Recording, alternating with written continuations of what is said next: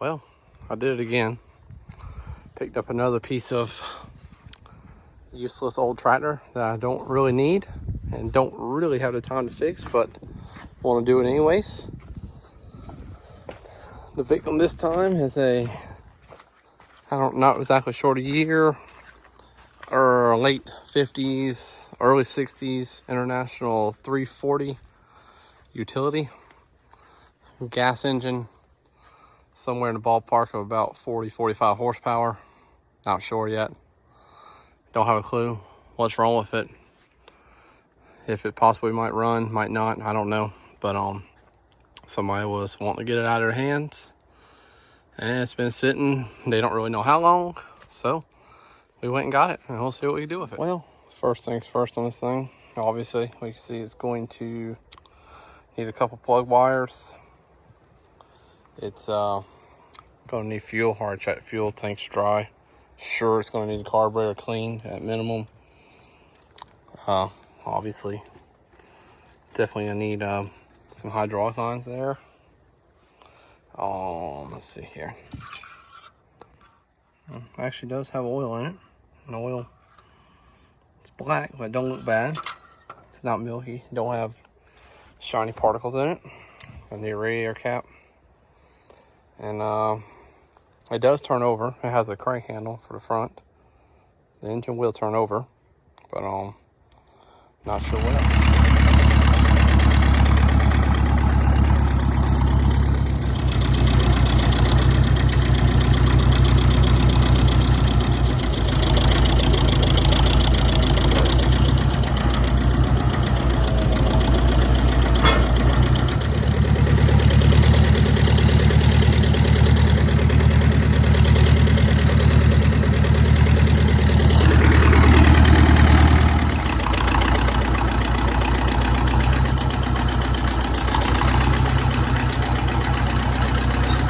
Well, I got the International drug into the shed here. This was originally going to be maybe one day get to it project, but being as our Massey Ferguson just went down, it's been on borrowed time, and it's going to need a set of sleeves, head gasket, maybe even a valve job. So that one's going to be a minute before we get to it, and I figured what would it hurt to drag this one in here and just see what it takes to possibly get it running. It might do something, or it maybe a yard arm. I don't know. First things first, I'm gonna check the compression on it and go from there. If it gets compression, I will get a set of plug wires and a battery and hook to it and see if it's getting fire. And if it's getting compression and fire, I don't see why the motor wouldn't run with maybe some carburetor work. And get the engine running, and if it runs, we'll go from there. Like, obviously it's going to need a like a section of hydraulic line right there, and probably some more hydraulic lines back there. You know, the body's in pretty terrible shape, but it'd be worthwhile trying. Okay, well, so here's the point I'm at on this thing. Just been tinkering with it here and there. It's making good compression. I checked the compression. It's getting about 125, 130 on all the cylinders and holding it, so that's great news. It means it's worthwhile going farther with. I just ran a kind of temporary ignition right here, and I'm getting a very weak, inconsistent spark. So I got a new coil, new condenser, and new points. I have already tried cleaning the points. And I just went ahead and got a new condenser and points to throw in here, and I'm gonna put that in here and go from there. So I got all the new ignition system put on. I got it temporarily rigged up to a battery over there. Trying to see if this thing wants to do anything.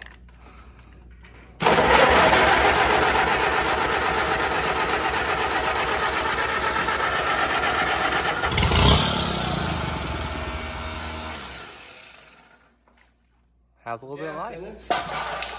And I'm not sure how good the fuel lines or carburetor or anything gonna be. I'm gonna assume not great, but we're gonna see what happens.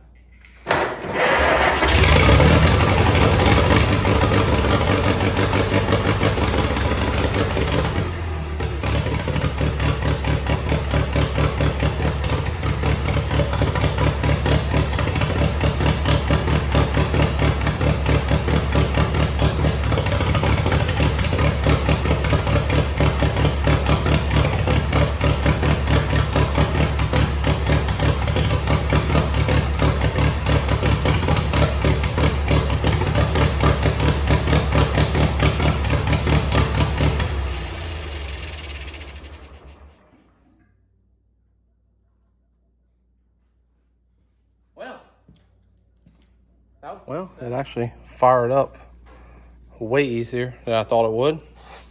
Running on its own fuel. It don't seem to be leaking any fuel, which is pretty amazing. My only concern was I never seen it build up any oil pressure. So I did see a little bit of oil starting to, drip down off the rocker arms. But before we go too much farther, I am going to disconnect the little oil line over here and see if it's shooting oil out, see if it's just a bad pressure gauge or if it's actually not building any oil pressure. Well, I have checked the oil. It is pumping something. I can't really get an idea of the oil pressure. I added some water to it, and let's give it another try.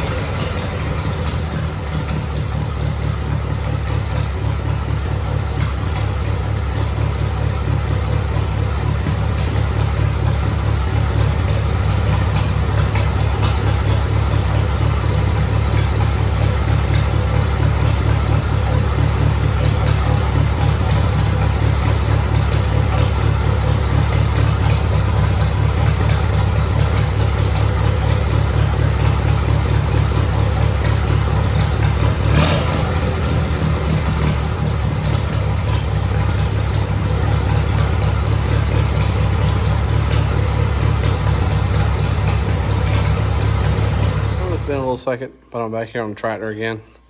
After I think I'm gonna have to end up pulling it apart to see what's going off the clutch. The linkage, everything's moving, but it is definitely not disengaging.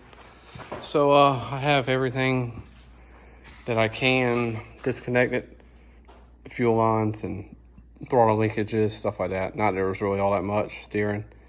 Only thing that's left now is the bell housing bolts. Got it rigged up, and we will get ready to pull it apart. Well, I have her separated here, and I got the pressure plate already pulled off of here, and here's the clutch disc.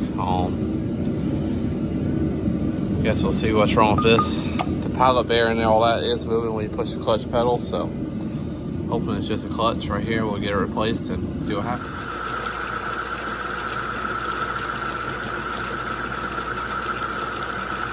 Just working on making an alignment pin that center the pilot there. Get an alignment tool for this clutch kit, but I just cut this little piece of hickory out on the lathe real quick. Got it where it fits in the pilot bearing really snug, and then I got it where it fits in here. And hopefully this here will make it to where I can just align that a little good enough to get it going back out together with the tractor right here. I got a new clutch put in. I got it close enough lined up to barely start some bolts, but it's really binding up. And before I go jacking on it and breaking something, I got to probably take the bolts out, slide apart, and try to figure out what's hitting. What's up, little man? So got it pulled back apart again. I pulled this clutch fork out of here. One of the things that was probably fighting me a little bit was the throw out or release bearing, where right there wasn't all the way pressed on that shaft good, so I had to, wasn't really any way to tap it on there really good, so I took the little fork out, pulled that shaft out that goes across there, and it goes to the clutch pedal, and pulled that out so that I could press that on good. I'll put that back in and look and see what else we got going. So I think I'm starting to get to the bottom of what happened to this tractor. I'm really thinking they ended up putting the wrong clutch or pressure plate in it, because it was different than the one I got, and the throw out or the release bearing wasn't even touching the forks.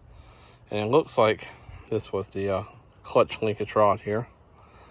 It looks like they attempted to lengthen the clutch rod to make it to where it will push farther, and it still didn't quite push all the way.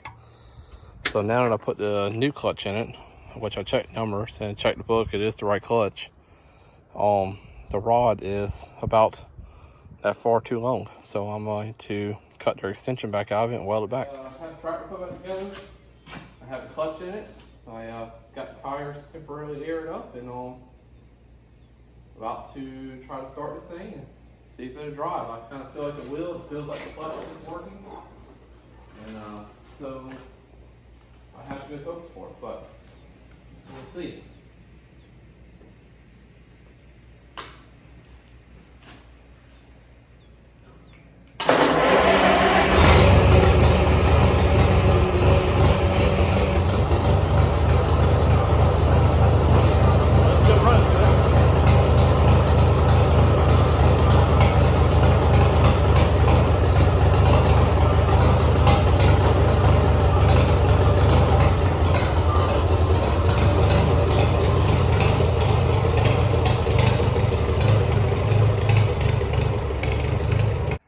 Well, so I took the tractor out on its first drive, and Lord knows how long. And it made it from there to here after stopping by the water hose to fill the radiator full of water. And it run out of fuel. So, but it is running, driving, all the gears work. Engine still seems to run extremely well. And I think it called out a success. There's still a lot more that I like to do to this tractor. Obviously, I need to figure out these linkages to get the 3-point hitch, see if it wants to function, and obviously fix the 3-point hitch because it's in shambles. It needs some new front tires. Needs a massive amount of paint and body if we want to go that far, which I think I'd like to.